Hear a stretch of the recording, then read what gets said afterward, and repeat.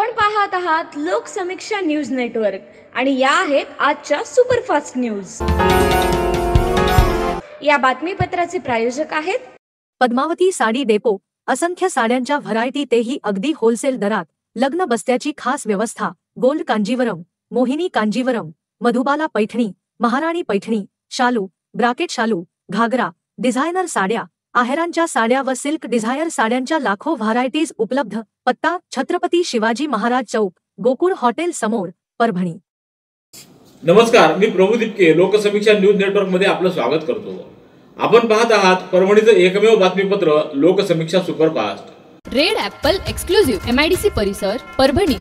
परभणी शहर महानगरपालिकेचा सन 2024-25 या आर्थिक वर्षातील 468.79 कोटी रुपयाचा 20.87 लक्ष शिल्लकेचा कोणताही करवाढ व दरवाढ नसलेला लोकाभिमुख व सर्वसमावेशक अर्थसंकल्प मंजूर करण्यात आला आहे।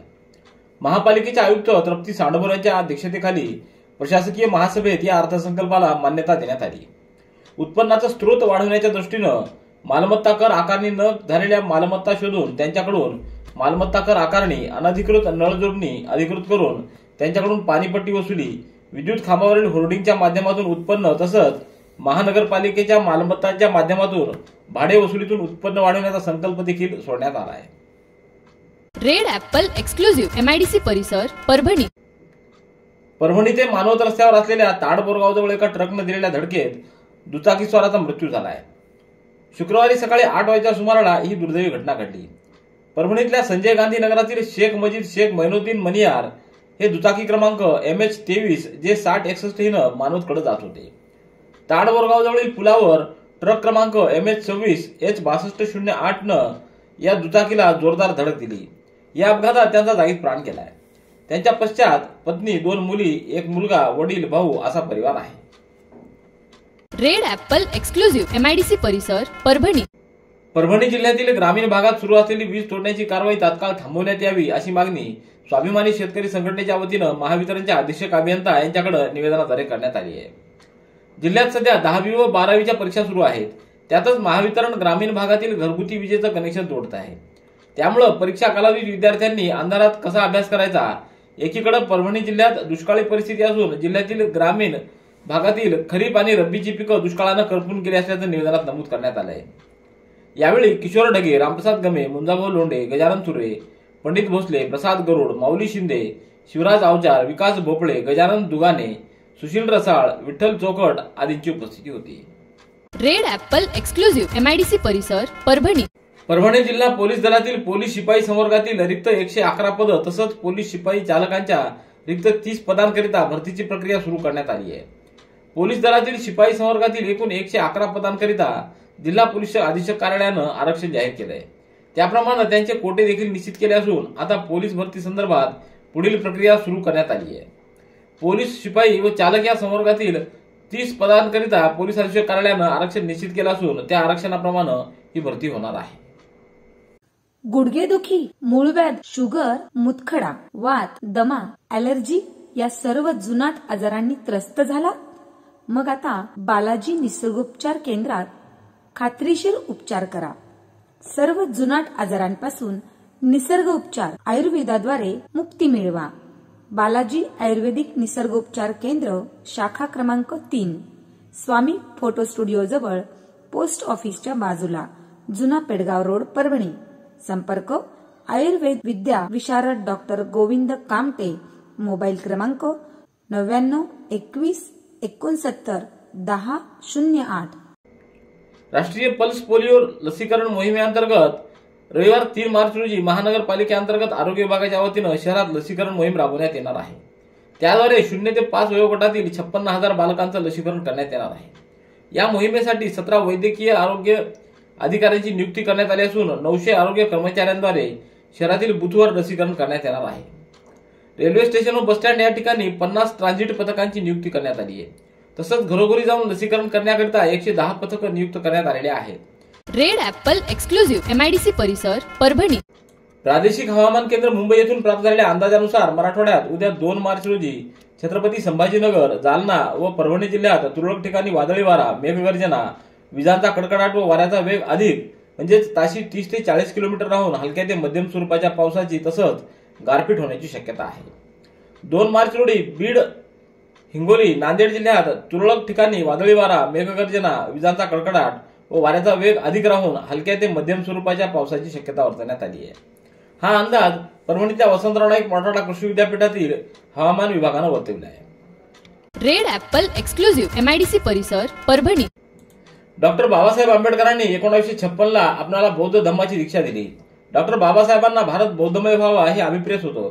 गेल्या वर्षी परभणी ते चैत्यभूमीपर्यंत 580 किलोमीटर भव्य धम्म पदयात्रा काढण्यात आली. यामध्ये धम्म अनुयायाचा सहभाग होता.